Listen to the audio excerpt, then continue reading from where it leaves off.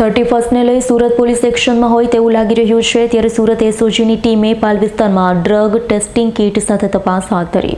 સુરત શહેર પોલીસ 31 ડિસેમ્બરને લઈ એક્શન મોડમાં આવી ગઈ હોય તેવું લાગી રહ્યું છે, ત્યારે સુરતની એસઓજી પોલીસ દ્વારા પાનના ગલ્લા તેમજ વાહન ચાલકોને ચેક કરાયા.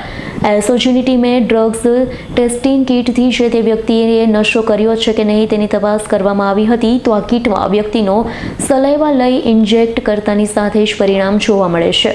તાત્કાલિક જ ખબર પડી જાય છે કે વ્યક્તિએ નશો કર્યો છે કે નહીં. એસઓજી દ્વારા પાલ વિસ્તારમાં ચેકિંગ હાથ ધરાતા અસામાજિક તત્વોમાં ફફડાટ જોવા મળ્યો. માનનીય સીપી સાહેબ દ્વારા 25 તારીખ આજે ક્રિસમસથી લઈ 31 સુધી સમગ્ર સુરત સિટીની અંદર એસઓજી દ્વારા એક ડ્રાઈવનું આયોજન કરવામાં આવ્યું છે. એમાં અમારી જોડે એક એન્ટી નાર્કોટિક ડ્રગ માટેની કીટ છે, જેના દ્વારા અમે દરેક જગ્યાએ આની તપાસ કરીએ છીએ અને બધાને ચેક કરીએ છીએ. સર, કોઈને કોઈ આવ્યું છે? હાલ અમે અહીંયા પાલ આરટીઓ ખાતે સઘન ચેકિંગ ચાલુ છે. અત્યારે હાલ અમે લગભગ 5 થી 7 જણાના આ રીતના ચેક કર્યા છે. બધાના રિપોર્ટ નેગેટિવ આવ્યા છે. કોઈને પોઝિટિવ આવે તો એમાં શું આપણે એક્શન? પોઝિટિવ આવે તો એના માટેની કાયદેસરની કાર્યવાહી કરવામાં આવશે. તો સરકાર દ્વારા કેટલી કીટો અવેલેબલ કરવામાં આવી છે?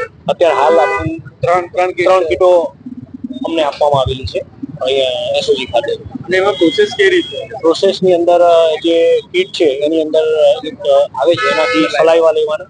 સલાઈવા એ જે તે વ્યક્તિ જે આપણને દેખાતો હોય એના લઈ અને આ મશીનમાં મૂકવામાં આવે છે. મશીનમાં મૂક્યા બાદ એને પ્રોસેસ કરવામાં આવે છે. લગભગ 5 મિનિટની અંદર આનો રિપોર્ટ પોઝિટિવ નેગેટિવનો જનરેટ થાય છે. એ રિપોર્ટ જનરેટ થયા બાદ જે અમે સલાઈવા લઈએ છીએ એની છેલ્લે એનો મોબાઈલ નંબર અને સહી કરાવવામાં આવે છે. Bureau report S9 news Surat. અમારી તમામ માહિતીથી અપડેટ રહેવા માટે જોડાયેલા રહો S9 ન્યૂઝ સાથે.